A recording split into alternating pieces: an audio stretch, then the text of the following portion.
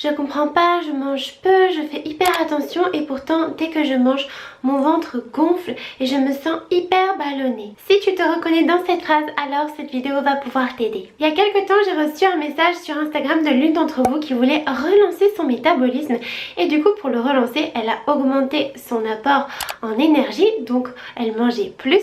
Mais le problème, c'est que dès qu'elle augmentait ses portions de nourriture, elle se retrouvait à être hyper ballonnée et que c'était très dérangeant. D'ailleurs, si toi aujourd'hui tu as les ongles cassants, violets, que tu as tout le temps froid, les cheveux cassants aussi qui tombent, que tu n'as pas ou peu de libido, que tu te sens tout le temps fatigué, que tu te sens faible, que tu ne transpires pas quand tu fais du sport, alors tu as sans doute un métabolisme lent et je t'invite vraiment à aller regarder cette vidéo que je te mettrai en barre de description. Tous les symptômes que je viens de te décrire, très souvent ça vient d'une privation, d'une restriction trop grande. Et je sais de quoi je parle puisque moi-même j'en ai souffert pendant 4 ans, puisque si tu ne me connais pas, moi c'est Flamendra et en fait j'ai souffert d'anorexie et de boulimie pendant 4 ans. Et donc forcément comme je me sous-alimentais, j'avais tous les symptômes que je viens de te décrire d'un métabolisme lent. Si aujourd'hui tu te sous-alimentes, tu manges très peu, tu manges que de petites portions, tu fais très attention à ne pas dépasser un certain nombre de calories et que tu as tous les symptômes du métabolisme lent, en fait quand tu vas commencer à vouloir augmenter ton métabolisme, donc à augmenter tes portions, eh bien tu vas avoir des ballonnements, des gaz et tu vas te sentir très mal. Et donc là forcément le premier réflexe ce serait de se dire eh bien c'est pas pour moi en fait, j'essaie d'augmenter mes portions de nourriture mais je peux pas, mon métabolisme est bloqué, mon corps ne veut pas puisque j'ai plein de ballonnements, donc je vais arrêter et je vais revenir à mes portions d'avant. Et je comprends totalement ce raisonnement qui peut faire sens puisqu'on se dit on est à l'écoute de son corps, donc on va pas aller à l'encontre de ce que nous dit notre corps. Mais ce qu'il faut prendre en considération, c'est qu'à l'heure actuelle, si tu as un métabolisme lent, si tu te sous-alimentes, eh bien ton corps ne fonctionne pas correctement. Donc les signaux qu'il t'envoie, ils sont biaisés. Et ça, c'est très important de le prendre en compte, de te dire que oui, c'est un processus normal au départ. Si tu as un métabolisme lent, quand tu vas réaugmenter tes portions, oui, tu vas avoir des ballonnements, mais rassure-toi, ce n'est que temporaire, ça ne durera pas toute ta vie. En fait, ça va durer la période pendant laquelle ton système digestif va se réhabituer à avoir de plus grandes portions. Parce que là, si tu veux, ce qui se passe, c'est que forcément, comme tu ne nourris pas assez ton corps, eh bien tout ton corps fonctionne au ralenti. Et c'est valable pour ton système digestif. Du coup, dès que tu vas décider d'augmenter les portions ou de manger plus fréquemment, si par exemple aujourd'hui tu ne fais qu'un repas par jour et tu vas décider d'en faire 2 ou 3, eh bien ça va chambouler tout ton corps. Il aura du mal à digérer puisque de base ton organisme est complètement ralenti, donc forcément le travail de ton système digestif va lui aussi être ralenti, il va galérer à tout digérer et c'est pour ça en fait que tu vas avoir ces ballonnements. Donc déjà rien que le fait d'augmenter tes portions, ça va lui demander un travail supplémentaire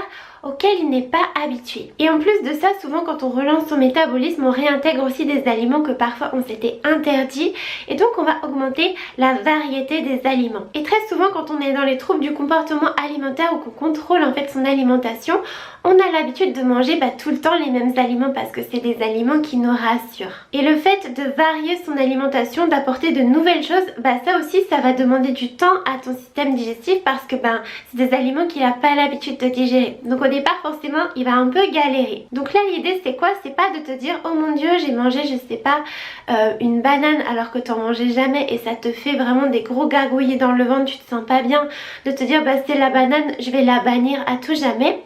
Laisse-toi le temps en fait, tu dois vraiment te laisser le temps pour faire des tests sur plusieurs mois. Alors oui, à terme peut-être que tu vas découvrir que tu ne tolères pas la banane parce que ça aussi ça peut induire des ballonnements, le fait d'avoir des intolérances alimentaires ou des allergies. Et d'ailleurs il y a tout un tas d'autres choses qui peuvent affecter ta digestion comme par exemple le stress, le fait de ne pas mâcher assez longtemps aussi tes aliments avant de les avaler. Donc en général on conseille de mastiquer au moins 20 fois les aliments avant de les avaler. Je sais ça fait beaucoup mais c'est très efficace. Le fait de consommer trop d'aliments transformés et ultra transformés, donc tu sais ce sont tous les aliments que tu vas trouver emballés par les industriels. Tu vas aussi avoir ce qu'on appelle les FODMAPs. Alors si tu ne connais pas, c'est une famille de sucres en fait de polyols qui en fait se trouve dans certains aliments qu'on catégorise comme sains entre guillemets, par exemple les fruits et les légumes.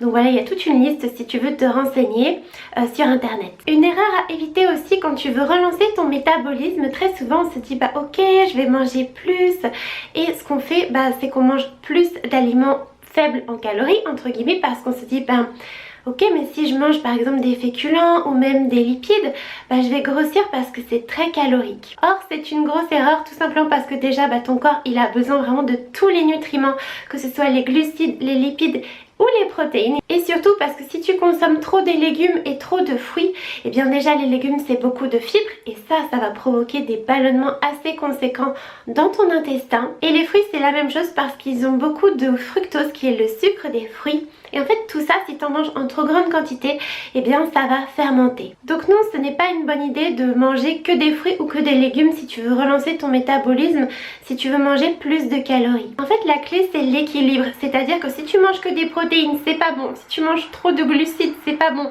si tu manges trop de lipides c'est pas bon. Il faut vraiment avoir un petit peu de tout et tu vas comme ça ta digestion elle se fera beaucoup mieux. Alors bien entendu après on est tous différents et c'est pour ça que je t'invite à tester sur plusieurs mois. Ne te dis pas au bout d'une semaine je vire cet aliment ou ça me correspond pas. Faut vraiment laisser à ton corps le temps, surtout si tu souffres d'un trouble du comportement alimentaire.